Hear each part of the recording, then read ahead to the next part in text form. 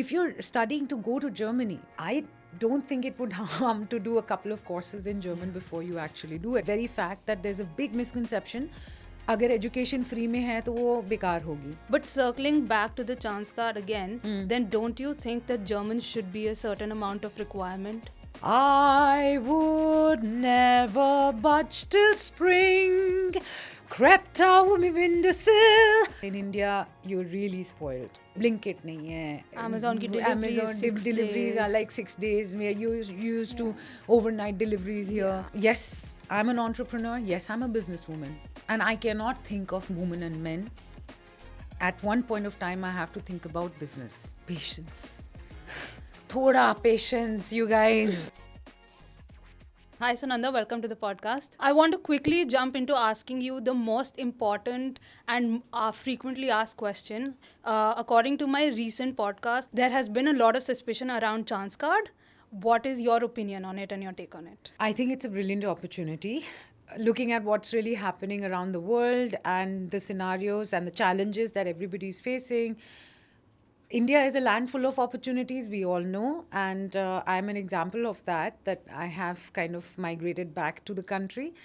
But for the youngsters, for people from your generation, those who are seeking really good professional development and they are ambitious to achieve a lot, I think it's a brilliant opportunity. And I think Germany stands to also benefit from this kind of an opportunity by giving them. We've always actually, as migrants in Germany, from that kind of a background, then moved into Germany, we were hoping that in our times there would have been such opportunities. I think you guys should make full use of it. Okay, but while there are not a lot of stats available, I know there have been around 10,000 visas that have been accepted based on this category. But there are a lot of anecdotal evidences that say that number one thing, that is the language not being a requirement, is a huge problem, and people actually end up wasting almost 6 to 7 months of their saving and come back to India with no experience at all and having wasted so much time and money. What do you have to say about that? Look, it's all a matter of, as you said, it's anecdotal evidence. It's also about possibilities. Now, the possibilities are humongous. There is a requirement. We have had, in fact, as we are recording, we have had the German Foreign Minister Wadapful, who's just left India after having actually spoken volumes of the requirement of Indian skilled professionals and also others as well. So now when we go by anecdotal evidence, I really can't make that into a rule, or I wouldn't like to see that as a rule.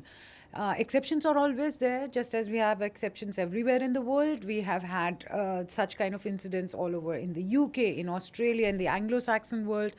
So I think it is also a matter of seeing it case-to-case basis. Also, it could also be that the people who went to Germany may not have liked it that much. There are many factors, and you have to really see and examine each case for what it is. As someone who's been involved with both the cultures of Germany and India, and currently working with German, Austrian, Irish governments as well, I do want to understand that, is language one thing that you persist people should understand before going to Germany as of 2025?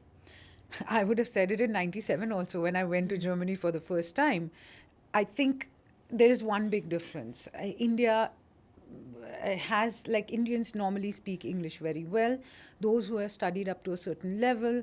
So when we think about going to an Anglo-Saxon country, whether it's the US or Canada or UK or Australia or any of these English-speaking countries, we won't even think about it twice, right? Mm-hmm. But we think about the culture. Similarly, now when you're talking about continental Europe, when you're talking about Italy, France, Germany, any of the Eastern European countries where students have been going to study as well, I think a large part of the culture is also dependent on the languages that they speak in, and they're very proud of that as well. Just as we are proud of being Indians, they are proud of being French, German, Italian, right? So from a larger perspective, yes, it is important. I think when we talk about integration into a society, we do, talk about the fact that when people are coming into our countries, they need to understand the countries a lot. And one way of looking at it is actually knowing the language. we are having language debates all over the country also. We are talking about language debates within Maharashtra, Karnataka ever since. It's not new. It's nothing new. I really am a little baffled when we're talking about such a big issue being that of learning the language. Why should it not be welcomed, or why should this proposition not be? If you're studying to go to Germany, let's say for higher studies, I don't think it would harm to do a couple of courses in German before you actually do it. And these days you have ample opportunities. You even have Duolingo. So I know it may not be as effective, and you learn a language only when you reach there. You start living in that country. You start conversing in that language. But I think Germans are, in a way, very, very welcome to have people who want to learn their language also. So it's not like they're coming and judging, oh, you did not say this verb at the right place.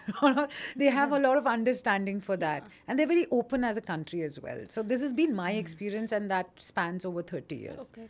But circling back to the chance card again, then don't you think that German should be a certain amount of requirement? Well, again, now, if let's say I'm an Indian software company operating out of Frankfurt, for example, or Munich, or any big city, and I say, yeah, I need an IT professional from India. Of course, why will they say that they want to have German as a language? Their working language is English, as all over in the world. Whether you're in China, whether you are in Vietnam, or you're in Russia, or in anywhere else in the world.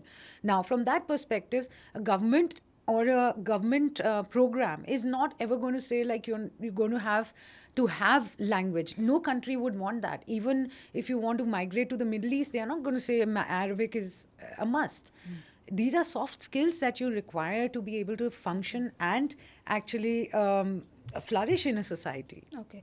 And over the years, what are some misinformation that you see that students or anybody who's migrating or wanting to start a new life to Germany is engaging in, that you wish would have been cleared out or you want to clear out? Well, either I can write a book on this, but I think largely there are a couple of things that I feel language is one big thing. Yes, of course, on the one hand, language isn't important, but you will not see a single person saying, don't learn a language. Why would you? I mean, anyways, learning a language is important. Now, when you enter into a different country, you also have to be prepared in a certain manner, whether you're going for short term or long term. One is you're visiting a country for tourism purposes, you're doing a short term, seeing a different culture, and then you go back and you start dreaming about it, that you might want to move there one day. Now, the certain misconceptions are, anyways, overall, we are not doing thorough research on where we are living and where we want to migrate to. I think overall we need to spend a little more time beyond the courses that you have, especially those who are going for higher studies. They are younger. I feel there's a lack of patience in understanding the culture where you're wanting to shift to, apart from the metropolitan culture that is there prevalent in, let's say, a Berlin or a London or a Paris or a New York are going to be similar in nature. Yet the moment you move 10 kilometers out of that, that's where the real country starts, be it also the US. So I think one needs to spend enough time to understand that culture, the history a little bit more. I know I'm going a little deeper into the subject, but when I went, I had to actually, or I wanted to, when I wanted to go to Europe, I wanted to really study about the country where I'm going to and really weigh my chances there. Not just that, I need to understand also, apart from the studies, what are my professional chances there? Just like, yes, there is a 1 year chance to, after post finishing your degree, you get 1 year to live.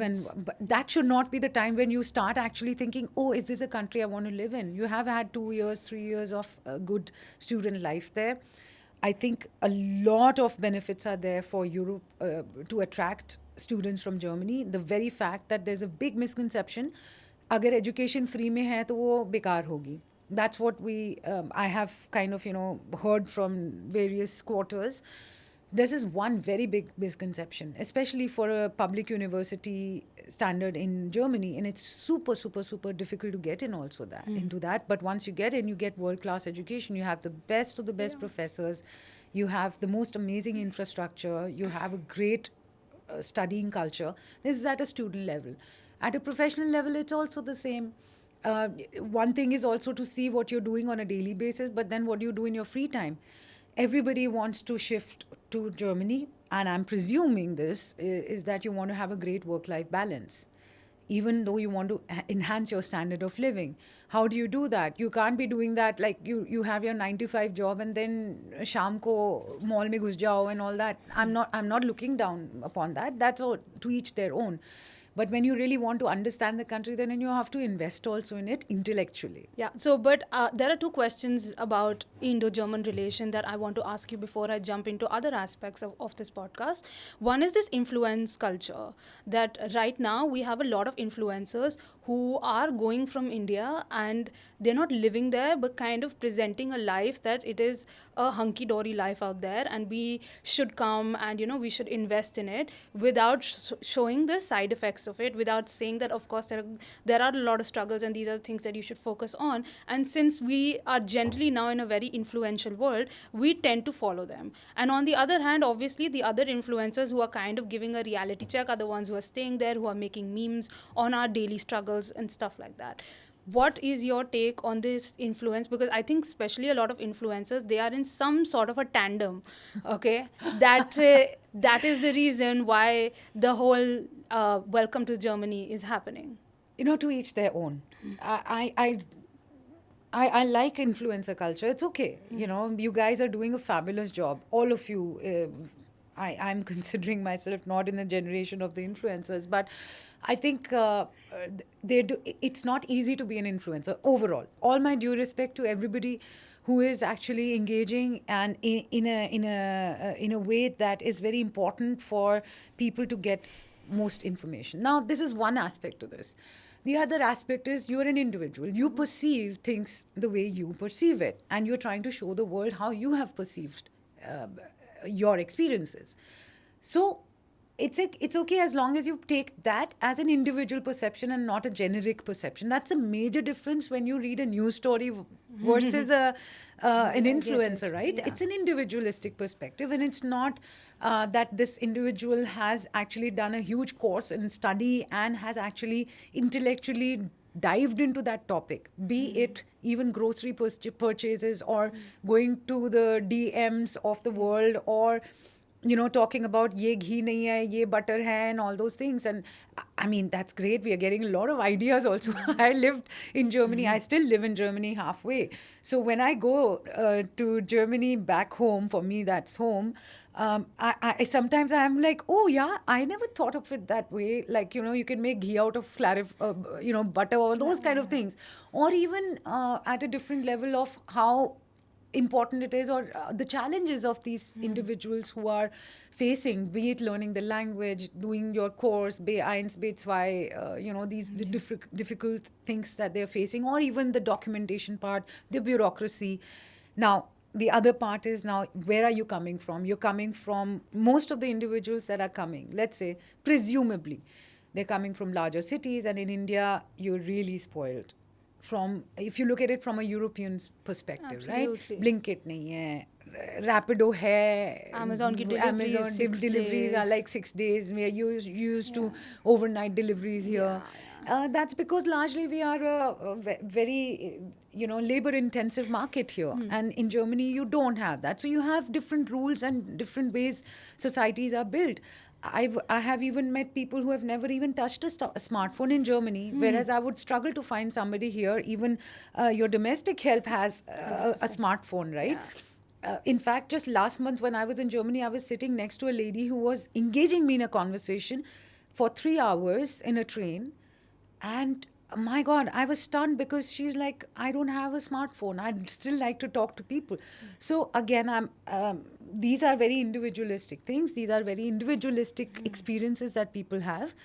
And you're looking at it from that paimana, or that standard of what you have lived, and then you're comparing it. Again, a very human thing to do. However, I would still suggest, wait a little bit of time. Obviously, share your experiences with everybody, but then don't feel shy to change that opinion as well. Be open to that change. And the second thing is that we were discussing the other day over dinner as well, where I was telling you about the student struggle. And I think, especially this year, there has been a lot of talk around Germany, where South Asian students are facing immense amount of trouble when it comes to student jobs or sustaining a livelihood for themselves, and then eventually either draining into coming back to the country because they cannot afford it, or getting into jobs that are not really meant for them, which are probably delivery jobs or warehouse jobs. So what is your take on that? Like, but the number, like, my main problem is the number is still not stopping. Like, the number is still increasing. Like, it's 40,000, then 50,000 students, probably 60,000 next year as No, well. it's already crossed 60,000, by the Okay. way. There has been a 20% rise within a year. This is Yeah. humongous. Yeah. And yes, we see there are also external factors. I won't get into that, but yes, the US issues, or, the growing prices, inflation, and all. Not that Germany is not getting, it's also not getting cheaper. But to each their own. Again, if I take my own example, I went to Germany to study music. Now, how my life evolved was something very different. I have a diploma in Open Gesang, which is opera singing. I have a proper course. I studied that course for a good 6 years, right? Did I become an opera singer? Yes, perhaps. I am still doing something with music, but I'm not singing actively on stage. Does that mean that my education was not worth it? Now, this is one aspect. What you study and what you do out of your life is your own decisions, your own, the kind of circumstances that you had. On the other hand, when you're talking about these kind of individual cases, I would also like to see other cases that have been successful. So again, it cannot be 100% foolproof kind of a situation where everybody who goes to study, the STEM fields, they choose the STEM fields. Do they all end up becoming scientists or big Nobel Prize winners? No. Again, it is also the choices that you take, the kind of lifestyles that you want to live, and also individually. Yes, there are also, I don't know whether this is something to do with generic, a very particular targeting of a community. This is not what I can endorse at any cost, because I have lived through it. If somebody were to say this is happening only to Indians, no, that's not true. I have 10,000 other cases from other countries where they haven't been successful.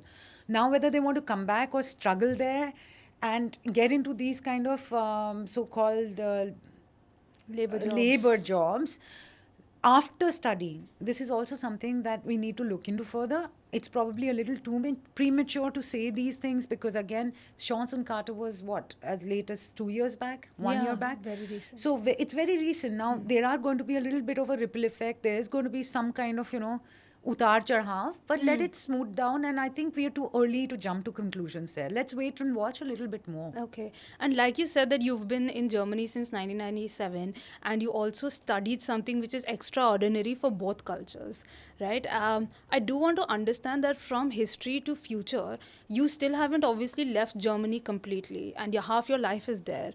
So what is it that you feel that is very exciting that the future has for us, especially when it comes to that country? To Germany, you Yes, exactly. I think as far as we have a lot of things that we can look into in terms of collaboration and partners. If I were to see down the evolution between the two countries, or the relationships between the two countries, when I went to Germany, there was hardly any talks between the two countries per se at an official level. Yes, we have been strategic partners, politically said. We have been big, there has been a lot of economic cooperation between the two countries. We have had a lot of other exchanges. But what I see is a lot more India talk happening in Germany, which is a very positive sign. Now, what that talk is, we can have hours long of debates on what the topics are. I still feel that there's a lot of India that still needs to be showcased in Germany, and vice versa. I think Indians also need to know a lot more about Germany. At the same time, I think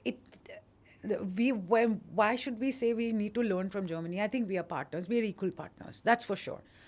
And I think where we can collaborate together is India has a lot of scale. India has a lot of, drive. It has the youth, the power of the young people. What Germany brings is experience, maturity of, let's say, innovation, of research, of understanding technologies. And I think when these two things combine together, there is absolutely that understanding.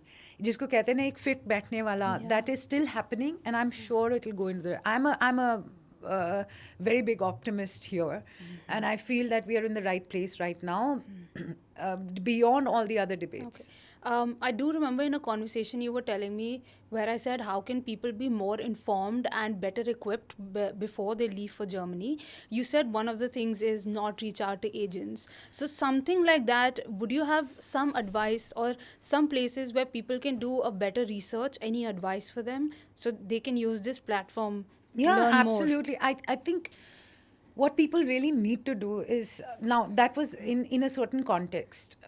The context is that when you're applying for admissions, again in that context of education and higher education, we have seen our ambassador talk a lot about the German ambassador to India, Dr. Philipp Ackermann. He has said it many times, and also DAAD, which is the German Academic Exchange Service. There is enough information available via public universities, via the government institutions, via official channels, to not spend your money going via agents. Of course, use the knowledge of others. There's, again, you guys are in such an easy information age. Do your research wisely, and at least when it comes to making decisions, trust the official sources more than the usual run-of-the-mill agencies. Now, agents may have their. I'm not saying all agents are wrong, but I think you need to choose wisely there. But rather rely on government sources and official sources rather than actually going with the private players. Okay, great. Lastly, when it comes to Indo-German relation, mental health is so important these days. And I'm very fortunate that even in India post-COVID, people talk a lot about mental health. And I can say from my experience as well that there have been multiple times where I can blame Germany for bad mental health. That is also probably because either I'm alone there, if I was alone here, I could say the same thing. But I mean, in my personal experience. But I also want to understand how you've dealt with it and how do you, maybe would guide someone else when it comes to that. You have fallen into the trap of whataboutery, because I'm going to give you the whataboutery back. Now, why should we look at it only from the prism of Indo-German, first of all? Any person who is going out of the comfort zone of their family, going to study alone into a third country, will have this problem. Now, whether you have a good Indo society for cultural exchange, and you're like, if you're really, if you're looking at it, again, we're looking at it from a perspective of a student going there. That's when you're still growing up, you're an adolescent, you still miss home, ghar ke khane ki yaad, ghar ka, that happens to everybody. The reason is, okay, how do I deal with it? How I've also dealt with it. Loneliness is a problem. Loneliness is not just there in Germany. Yes, the weather plays a big role. Earlier, I used to think, oh, wow, yahan to sare time barish hoti hai. It's good because we were starved for rains here, right? Coming from a place like Delhi, you always, Delhi is romanticized with rain, but there it's not. And after 1 year, you're like, oh God, it's too grey. And then it starts to set in. That tiredness. There are many factors, and it also is an individual thing. Now, when we are talking about getting mental health issues and all those things, of course, have your good circles there, have the people. If you okay, my thing was very different. I was already very westernized or Europeanized when I went, because I was deeply involved into that music, so that cultural change was not as big for me. But I have also seen a lot of people. I remember, I'll give you an anecdote. This boy, a friend of mine, he came on a trade fair, even for a week. And I found him crying on the steps of the cathedral church. And he was like, I'm missing home very bad. I understand that. Of course, I bullied him to no extent there. But So I sweet. do I do understand these kind of things are there, and of course you guys still you have no problem in doing FaceTime, and data is cheap, Wi-Fi is there. In our times it wasn't there, so make use of that. Communicate with the people around you and don't gussify into your smartphones. Yeah, we are still struggling now with the younger generation, because also we guys are to be blamed for this ourselves when we are all the time looking into getting that kind of validation from the smartphone or the internet, and you're not taking time out to actually communicate and in person meet people around you, also make friends. And it's a myth that Germans are not friendly. Yes, they'll stare, but after that, after some time, you have to make an effort because you are the one who has gone to the country as well. Agree to disagree there, but sure. The favorite part of the podcast, that you're a woman entrepreneur, and I want to talk about your company. Um, how did you start it, and what were the struggles? And the fact that we've also had a conversation where you said that when it comes to work, you might be anti-feminist as well. So this is something I'm very excited to talk about. For a change of profession thrice in a lifetime is actually quite a lot.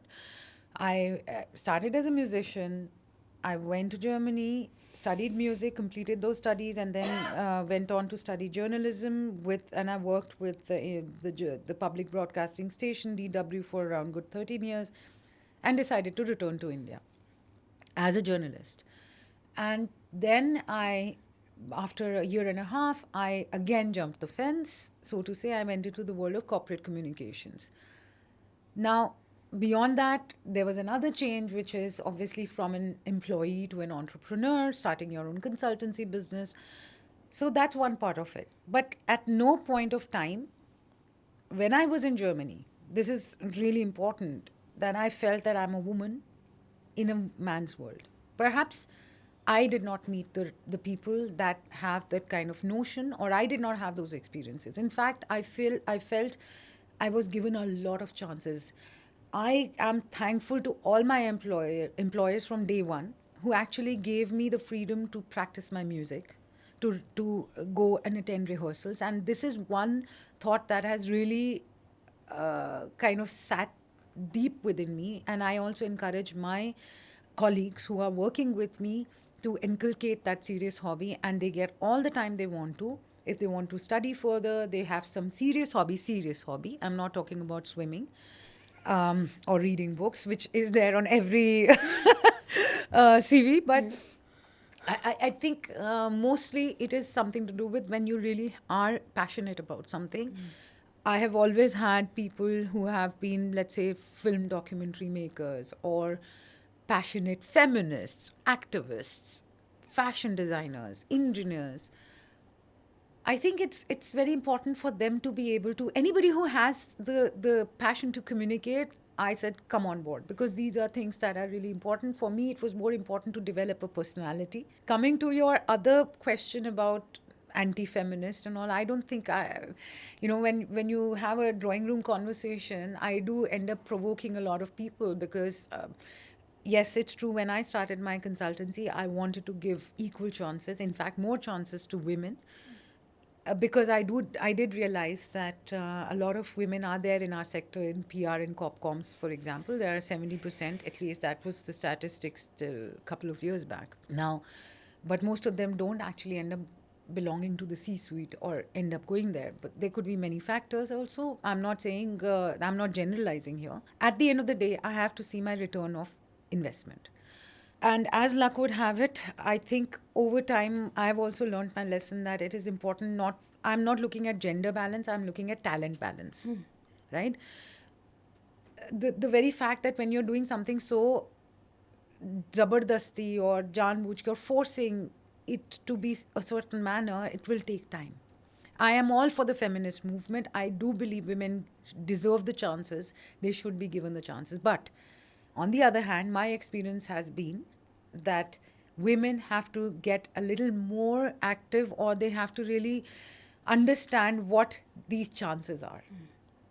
There's a big difference between ambition and career and money making. Everybody needs to make money. Even a man needs to make money, and a woman also needs to make money. But I feel women still need to understand what it is to want to have a career. And this is exactly what, when we were having that discussion, I feel we need to have more awareness about women in workforce, I think, than what we are talking about right now. Something you said in the middle, and I just wanted to add my anecdotal experience on it, is that having hobbies on CV that may stand out a little bit. I remember I was working with EA Sports, and one of the reasons, or actually two of the reasons that they actually gave me the job was not because they thought I was capable, but one, because I was a Bharatanatyam dancer, and they were like, maybe she's going to teach us one day. And second, that I am an animal rescuer. So, like, Wow. their love for animals and my obsession with them is something they really resonated with. And I was really excited. I have actually only worked for one company in India. So, and from whatever I've heard and experienced, I don't really know if that would ever happen in India.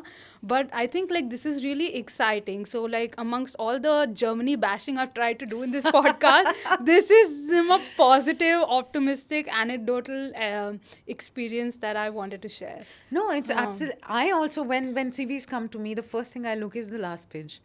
What is it that drives this human being? Yeah, You know, what is it that drives this person, and what is it that is making him happy? absolutely. Because if that is given that kind of encouragement, Yeah. I think you can get a better Yeah. work experience out Yeah. of that person. And I think, I mean, I would also say that I have come with immense experience and freedom when I was in India. Therefore, my culture shock when I moved abroad was very little.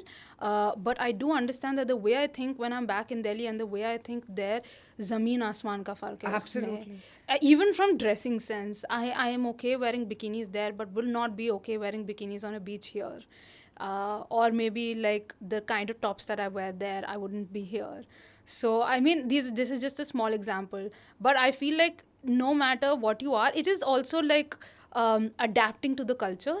Like I'm not complaining that I can't do it here. I just know the society won't accept it. So I would just expect everybody to behave according to the society, and there where I am, I would expect behaving according to the society as well. I will not throw a glass bottle out post 10 p.m. So I crib about it, but I accept it. And Great. coming back to the last question that I have for all my guests, what is the one advice that you would like to give someone who wants to go beyond the border? Patience.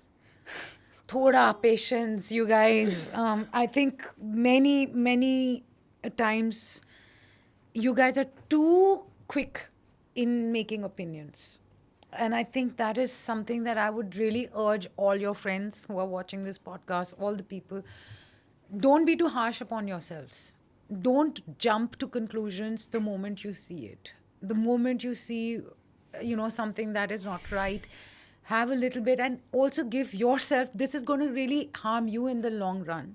So instead of making and jumping into the conclusion कि Germany में ऐसा तो होता ही है, Germany में तो ये होगा ही होगा, इंडिया में तो ये बकवास हो रहा है, those kind of things. If there is one truth, there is another truth as well. And I have learned it the long way. I'm still learning. But the longer you take to make those judgments, the better and the happier you would be. That's the only thing. Okay. Thank you so much. Thank you so much for staying until the end. To help us continue these conversations, please subscribe on YouTube and like and follow on Instagram and Spotify.